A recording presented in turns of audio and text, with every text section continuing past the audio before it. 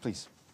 All right, good afternoon again. As mentioned, we are delighted to be joined by Béla Hovy, the Chief of the Migration Section of the Department of Economic and Social Affairs, who will be here to, excuse me, to discuss the International Migration Report 2017, and also Leonard Doyle, the Head of Communications for the International Organization of Migration, on today being International Migrants Day. Béla, welcome, and you have the floor, and then we'll turn to Leonard. Thank you very much. Good afternoon. Today we're launching new global estimates on migration. Every 2 years, the Population Division of the Department of Economic and Social Affairs produces these estimates, the number of international migrants by country of origin, destination, age, and gender. The definition of an international migrant that we apply, and there was already a question about that, I think, just now, is everyone who changes his or her country of residence. This is a very common definition adopted by statisticians around the world. The key source for the data is the population census that most countries carry out every 10 years. We think that these estimates are very useful for at least 3 reasons. First, to monitor the implementation of the Sustainable Development Goals. Let me give you an example. If 10% of the total population lives below the poverty line and 20% of the migrants in a particular country, there's certainly a gap to be addressed. Also, if there are, for example, school-aged children enrolled in school, 90% of the total population, but 80% of migrants enrolled in schools, that's a gap, and migrants are being left behind. A second reason that we hope that these data will underpin the negotiations on the Global Compact for safe, orderly and regular migration.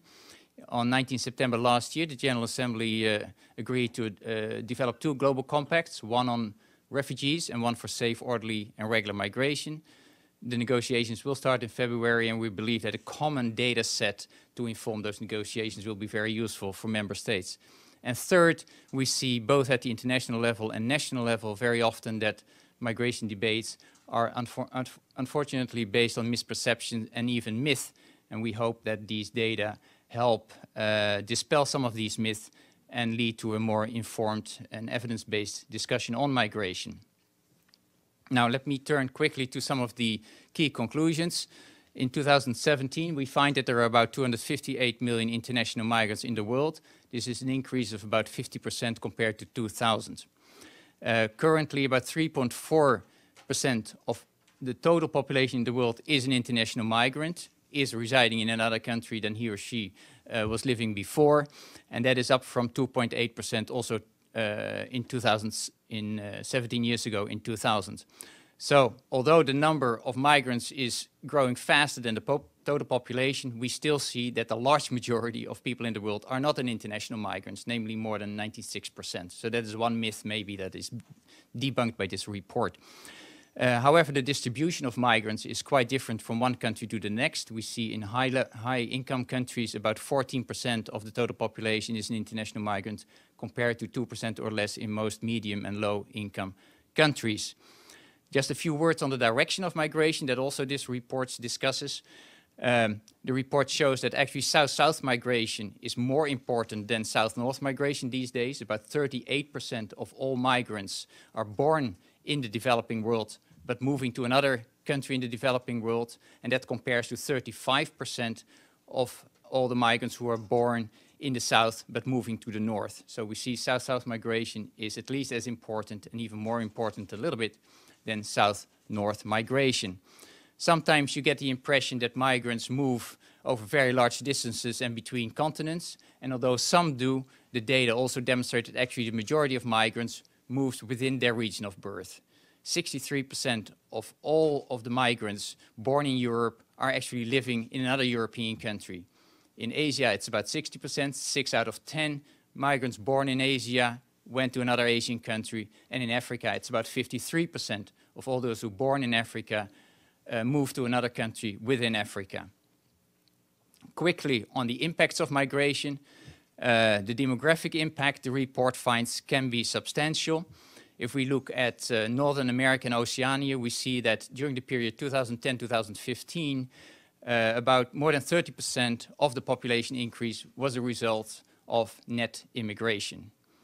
During that same period, 2010-2015, the population in Europe would have declined in absolute numbers if it were not for net migration. Now, in developing countries, we see that the demographic impact of migration is fairly limited because generally the fertility rate is rather high, which continues to drive population growth. An exception is small developing countries where we see sometimes that the emigration rate of highly skilled professionals such as teachers, health workers and doctors is rather substantial. And then finally, the report talks briefly about remittances. Migrant remittances sent home last year more than $400 billion to their families in developing countries. When you look at the surveys, you can actually see that most of those remittances are being used by those families to keep their children in school, to pay for health care, and to improve access to water and sanitation. And those are exactly some of the development goals of the United Nations. So we see a very important linkage between migration, remittances, and development. I'm ready to take any questions that you would like to pose. Thank you. Great, thanks. Leonard, go ahead, and then we'll open up. Yeah, do I need to turn this on? Yeah. So just a few brief remarks to say that today is International Migrants Day, and this report is incredibly important because it's the bedrock of the data that we use to report on migration around the world. The Secretary General himself here in September in this building said, "I'm a migrant, but I don't have to risk my life on a leaky boat or to pay traffickers. Safe migration cannot be limited to the global elite." And I think that kind of frames what we're trying to do today at the IOM, the UN Migration Agency, to really show that it's terribly important that we not focus just on the issue of those who are in trouble, the irregular migration, but also to look at the broader story of migration, which is what we hear about today, the big number. But the big dilemma that we face going forward is that migration has become a toxic issue in our politics, and we need to find a space for those who are outside the global elite. And the global elite includes all of us, includes Filipino workers going to work in the Middle East. It includes all sorts of people that you mightn't expect. There's a huge number of people migrating in a regular fashion these days. There are flights taking off every minute. Nothing goes wrong. It all happens very well. But there are big problems for the burgeoning group of people who are not part of the global elite and who need to move to find work. And the countries need to accept them because they're employers who need employees. And that's really what the Global Compact is all about. How do we have a discussion so that we can have safe, orderly and regular migration, so that just as happens with the so-called global elite, that people are traveling, that outside that group there can be more regular migration and we can have less people drowning and dying in the Mediterranean, less people being sold as slaves in outside detention centres, and that we have a more managed process, because fundamentally the reason migration has become so toxic is because it's become unmanaged. Thank you. Linda? Thank you. I just have a basic question in terms of who are considered migrants. Do they include, the numbers include, for example, what are called in the West or in the United States legal immigrants who follow certain rules and are allowed to enter the country versus illegal immigrants who just come of their own volition? So are those two groups both considered migrants? And secondly, do migrants have the right to, or does the organization think they have the right to just stay in whatever country they go to? So, I mean, for example, if we wanted to go to another country, would we have the right to just stay there? Are we considered migrants? I mean, I think human rights apply universally to all humankind.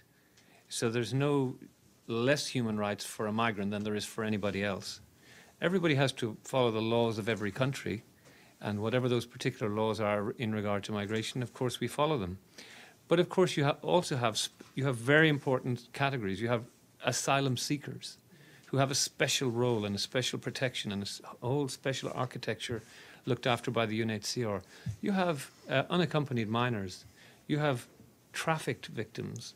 You have incredibly vulnerable migrants. So all of these are categories who are deserving of humanitarian protection. So even if they're technically, you use the word illegal, we don't use the word illegal, we say irregular, but even if they're technically not regular migrants, they have to be given human rights and humanitarian protection if so deserving.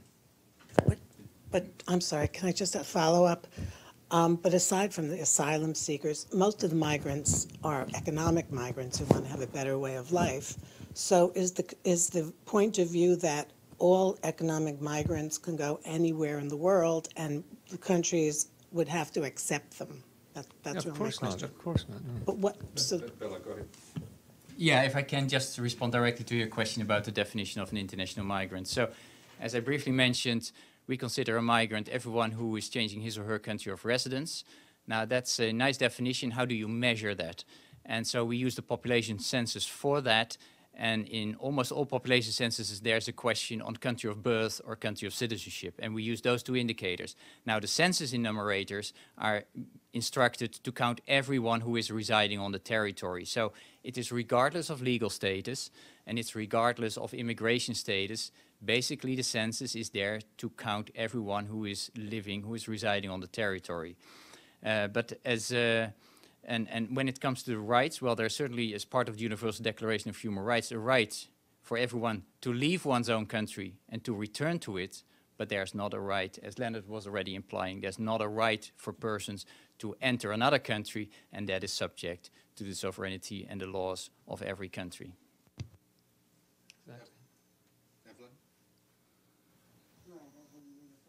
Could you kindly again tell us, define the difference between a migrant and a refugee? One goes to UNHCR, the other doesn't. Thank you.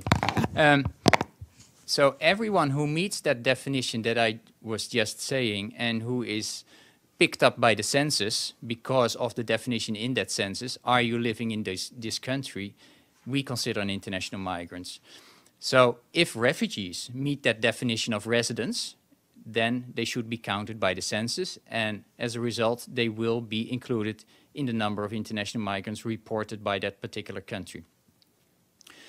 At the same time, refugees, and Leonard was also alluding to that, have special protection under the 1951 Convention relating to the status of refugees. So in addition to, when it comes to rights, every person, migrant or not, refugee or not, has human rights, but refugees have specific rights. So when it comes to the protection aspects, certainly migrants are distinct from migrants. But if you look at purely from a statistical definition, everyone who meets that definition I was giving is being counted, whether it's a labor migrant, a refugee, or a student. And in fact, you see that a large majority of refugee meets that definition because, unfortunately, a large majority of refugees is living in what we call protracted refugee situations. I think UNHCR is estimating that, on average, refugees stay in asylum in exile for more than 15 years. So given that long de facto residence situation, they will be certainly counted and should be counted by most countries as migrants, as per the statistical definition that I gave you earlier. Stefano? Yes, still on this refugee migrants differences. Well, we now can, usually a refugee starts his process of living in the country as a refugee. I mean, has to leave his country, right? Correct. But now we see a situation where migrants that have still a choice, or at least is not a refugee, leave the country, and then they become refugee in the process of trying to get to the country they want to get. I'll give you an example. The UN say that in Libya, at the moment, there are situations where people that were considered migrants, I mean, when they left the country, then because they were stopped in Libya and they were tortured, sold as slaves, they practically became in a situation that they need protection as a refugee. So do you think that this situation is something that is, I mean, an emergency that is becoming bigger, not only in Libya, in general, is something that is new, and what are the situations, how to confront a new situation like this? It's very much up to the country to determine who is a refugee, and certainly some of the reasons that you mentioned may contribute to becoming a refugee. I think this is exactly why in the Global Compact and in the discussion last year on 19 September, there was not only an agreement to work on a global compact for refugees and for safe, orderly, and regular migration, but also to develop, as we say, guidelines on migrants in a vulnerable situation. Because very often you have categories of people, and you describe one category that is falling, if you want, between the cracks of international protection. I think that was recognized by the General Assembly, and I think this is certainly an important issue. And maybe, Leonard, do you want to expand on that? That's exactly. To the specifics of Libya, indeed, most come through as economic migrants. Essentially, the overwhelming majority do so. Many are terribly abused, as you described. There are some who are coming from countries from which they cannot return, and those would be the classic asylum seeker or refugee category, who IOM and UNHCR work very closely in Libya. They will be those individuals are given to UNHCR, if you like, to process. And the returns that are happening right now, there's 15,000 people being returned in the next couple of weeks, for example. Huge number as a result of the CNN slave story, a direct result of this media report. 15,000 people are being airlifted out of detention in Libya. We very, very carefully make sure and scrutinize those who are there to make sure that any who have, who are from refugee-producing countries, so to speak, or refugee-producing areas, are assessed by UNHCR and given that protection that they're entitled to. Of course, we're also looking out for pregnant and lactating women, unaccompanied minors, those who have perhaps not come from a refugee-producing country, are economic migrants, but have now been through the mill and have been, treated very badly. So they would not necessarily get refugee protection, but they need humanitarian protection. So all of these aspects go into it. Thank you. Mauricio Guerrero, Mexican News Agency. In what way the dynamic in the biggest corridor for migrants, that between Mexico and the US, have changed in the last 2 years? And my second question is, now that the US withdrew itself from the negotiation of the Global Compact, what is your assessment of these talks? Thank you. You take the first question? Yeah. There are some reports and groups in the US that study very closely, in collaboration with partners in Mexico, the movements between Mexico and the United States. And I understand in recent years, in particular since the economic and financial crisis of 2007, that actually net migration between Mexico and the United States is negative. There are more Mexicans moving from the United States to Mexico than from Mexico to the United States. Maybe you want to talk about the second question? Yeah, so I mean on the compact, because most people are indeed disappointed that the US is not part of it. Of course we are, and of course because it's the country of historic immigration, historic welcoming, and remains hugely important in the process. And we certainly will continue to engage and hope so, and hope that the compact continues to engage. But nonetheless, the compact continues. We very much are proceeding. It's important to all member states in the world that they sit down and talk and manage, think about how can you better manage migration without crossing the red line or without interfering with the sovereignty of a country. So it's terribly important to all member states that this sovereignty issue is taken care of. But at the same time, it's also a recognition. Just look at Libya, that you have to have the African Union come and ask IOM to support it, and the European Union come and fund it. This requires global cooperation. So I think we need to figure out a way how you defend the sovereignty, protect the migrant issue, and ensure we have a managed process going forward as populations grow. Terribly important. As people need to move to work, employers need migrants to come and do their work. Thank you very much. Thank you very much. Thank you.